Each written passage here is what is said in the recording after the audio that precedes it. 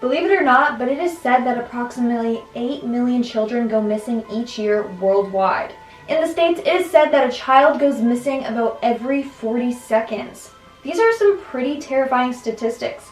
In fact, many families never receive any closure. They're often left wondering what happened to their child. Hey everyone, what's up and welcome back to Most Amazing Top 10. I'm your host, Lindsay Ivan, and today I'm bringing you the top 10 scary disappearances that remain unsolved, part 3. So there are 2 other parts to the series that Eamon films. I'm just filling in for her for today's video, but I highly recommend that you check out those other parts as well. Starting off this countdown, we have the Fort Worth missing trio. On December 23rd, 1974, 17-year-old Rachel Trillica, 14-year-old Lisa Renee Wilson, and 9-year-old Julianne Mosley all disappeared after doing Christmas shopping at a mall in Fort Worth, Texas. The girls were supposed to be home by 4 p.m., but they never showed. Rachel's car was found in the parking lot outside of Sears. In the car were the gifts that the girls bought that day. The police had no leads until Rachel's husband received a note from her. And before you say anything, yes, she was 17 and married. It was typical back then. Anyways, the note read, "I know I'm going to catch it, but we just had to get away. We're going to Houston. See you in about a week. The car is in Sears upper lot. Love, Rachel." But it didn't seem to be written by Rachel. In fact, it looked like she misspelled her own name and then tried to correct it, making them believe that someone else wrote the note to try and get police off their trail.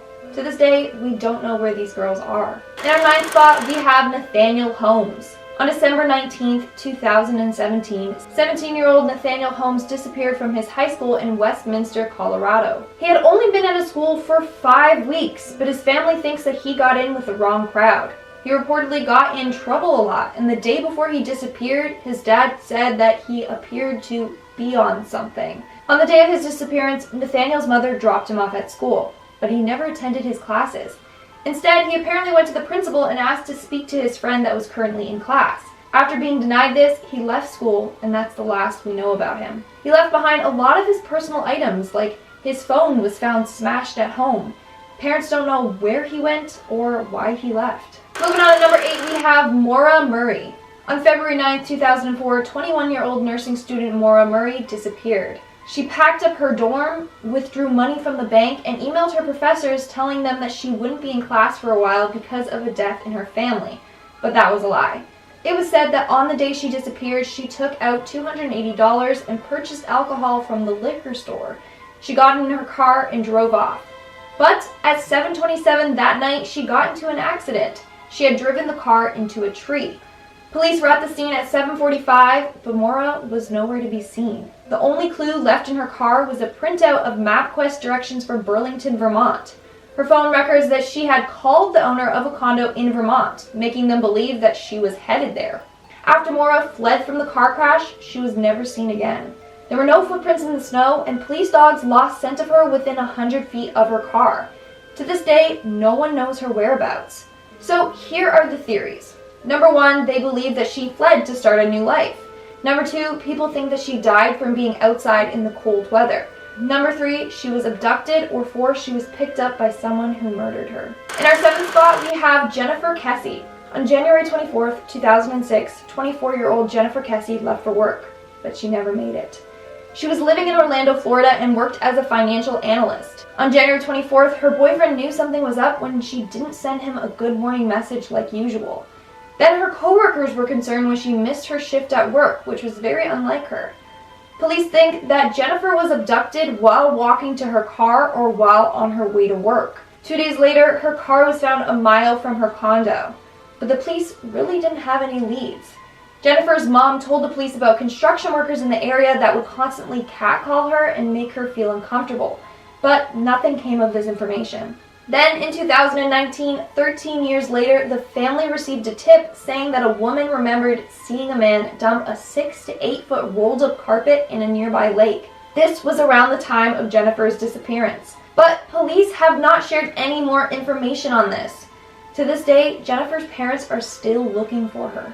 Making our way down the list at number 6, we have Patricia Mian. This case is definitely really unusual. On April 20th, 1989, 37-year-old Patricia Mian got into a car accident after driving on the wrong side of the road. The other driver, Carol, claims that she saw Patricia get out of her car and just stare at her. Then she climbed over a fence and stared at her again before walking away from the scene completely. That was the last official time that she was seen. There have been reported sightings of Patricia a couple of times across the U.S., like at truck stops or hitchhiking along the side of the road. In May of 1989, a waitress reported seeing a woman that fit her description. She claims that she was talking to herself and seemed disoriented. Investigators think that she got a head injury from the accident, and along with her previous health problems, it caused her to develop amnesia.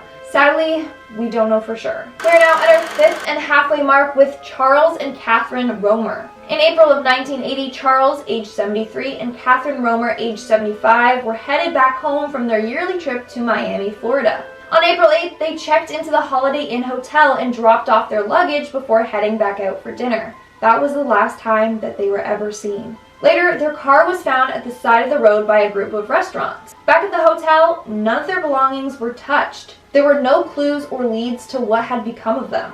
They just mysteriously vanished. Some people say that they were at the wrong place at the wrong time. Other people think that they were a victim of foul play since Charles was a wealthy oil executive. But we don't know for sure what happened. Moving on to number 4, we have the case of Cindy Song.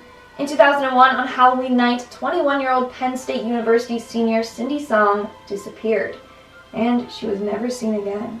On Halloween night, Cindy returned home from a party at around 4 a.m. She dropped off her bag, cell phone, and took off her false eyelashes. However, Cindy herself was nowhere to be found. Police don't know where Cindy went. Now, a criminal named Paul Weekly did describe a woman that matched Cindy's description, saying that he kidnapped a woman in the area who he thought was a prostitute. He admitted to killing her and multiple others. The police found bodies of the other individuals, but never Cindy's. They think that he made up this story in hopes for a lesser sentence, but we don't know what truly happened to her. In our 3rd spot, we have Tara Calico. On September 20th, 1988, at 9:30 a.m., 19-year-old Tara Calico left her home in New Mexico to go on a bike ride. She typically biked that route daily. She told her mom that if she wasn't back by noon to come and get her because she had plans with her boyfriend. That was the last time she ever saw her daughter. When she didn't show up by noon, her mother went looking for her and eventually called the police. Witnesses say that they saw a truck following her while she was biking home at around 11:45 a.m. Her Walkman was eventually found smashed at the side of the road. A year later, a disturbing Polaroid was found in a Florida parking lot. The photo showed a young girl that looked like Tara. She was bound up beside a young boy. Both had their mouths taped shut. Tara's mom claims that it was a photo of her daughter, saying that they have the same hair and same scar on their leg. Also, in the photo, there was a copy of the novel My Sweet Audrina, which was her favorite book.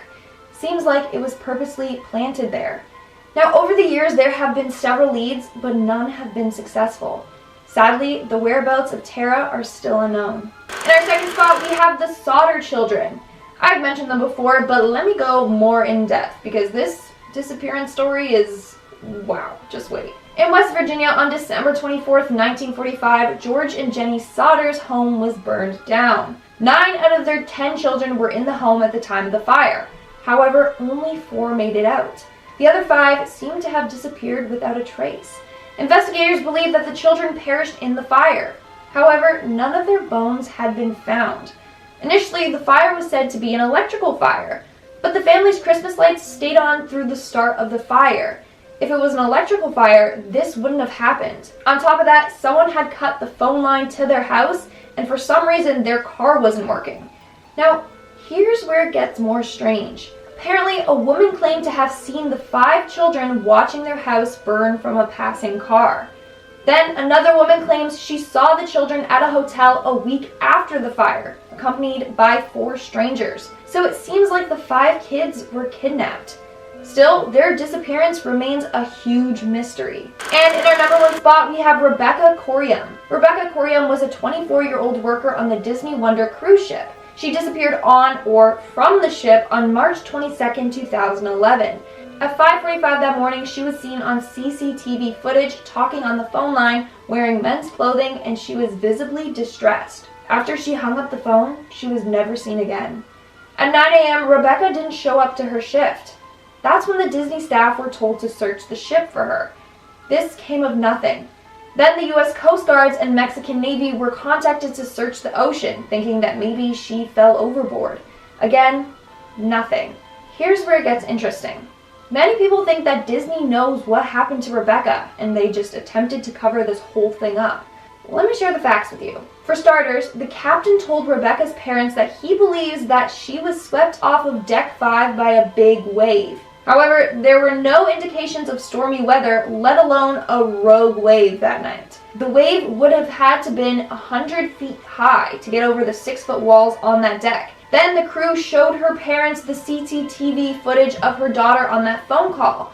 They claimed that this was also from Deck 5, saying that after the phone call she went out on the deck and that's when she was wiped out by the wave. But the footage was cropped to hide the timestamp and location. In fact, it was later revealed that it was from Deck 1, not Deck 5. On top of that, the Disney crew gave the parents a sandal that they claim was Rebecca's, which was found on the deck. But the sandal was the wrong size and style of Rebecca. Even a crew member stated, and I quote, "Disney knows exactly what happened. That phone call she had, it was taped. Everything here is taped. There's CCTV everywhere. Disney has the tape." He believes that Disney has the tape that shows exactly what happened to Rebecca.